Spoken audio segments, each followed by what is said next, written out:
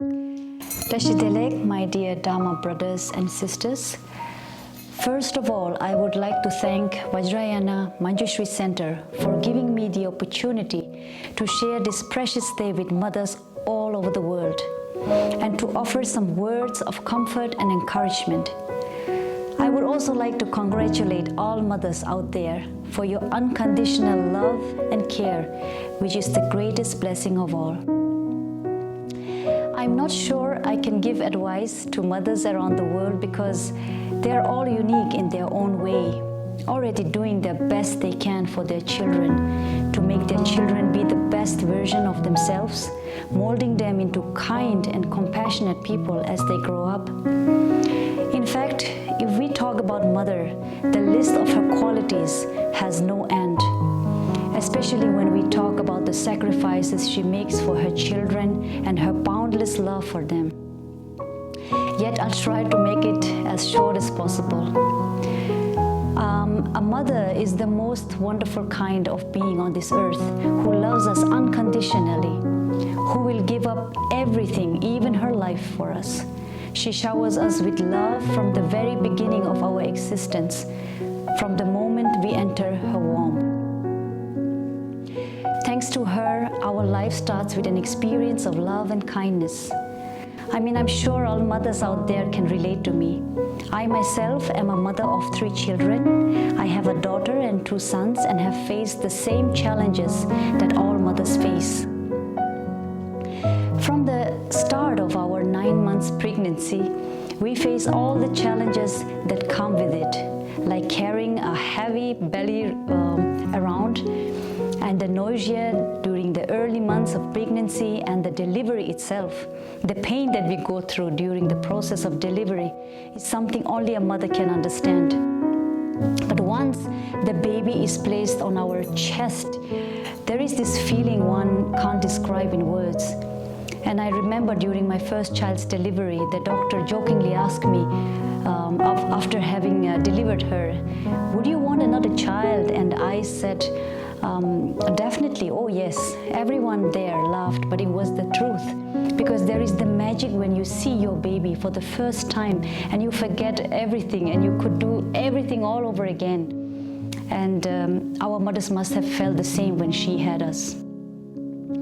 There is a saying that a mother's love is like the ocean. You can see its beginning but not its end. And it's absolutely true. Our life begins in our mother's womb. Then she gives birth to us and brings us into this world. There isn't a moment in our life when our mother isn't thinking about us and doing everything she can for us. She is completely selfless and will make any sacrifice for our well-being and happiness. And for sure, it is practically impossible to pay back a mother's kindness in a single lifetime. In a Mahayana Buddhism, for instance, many scriptures highlight how important a mother is and how we believe that every sentient being has been our mother, if not in this lifetime, then in a past life. In this way, we begin to appreciate the love we received from them when they were our mother and how we should be grateful to them and love them with all our heart, whoever they are in this lifetime. If you think of it, a mother is the very root of compassion. She is the source of everything good in us. Not only did she give us this precious life, but she guides us through our life, and therefore she is our first teacher as well. It is through her unfailing love that we learn the essence of compassion, and once we can feel compassion, we can feel it for all sentient beings, isn't it? Whenever I thought about my mother's and father's love, just to see and feel their love, my eyes would fill up with tears.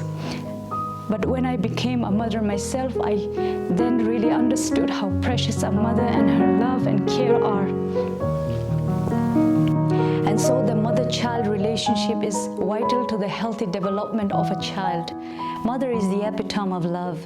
Today is Mother's Day, and although my beloved mother passed away 2 years ago, and I also say this for those who lost their own mother, I know that even if the physical body of our mother is gone, she lives on within us. We came from her and she will live on through us. And speaking of my mother, she was a very kind and selfless person, loved by everyone who knew her. There was this aura of warm-heartedness that you could feel when you were with her. She taught me how to love unconditionally and to always stay pure and humble. And above all, the most important thing that I learned from her is to be kind and compassionate. What I saw my mother practice throughout her life is to be kind and patient, no matter what, even in situations when people are unkind or rude. This is a legacy that I'm determined to sustain. Always give, not expecting anything in return. Help others and never harm anyone. Do anything in our power to benefit others.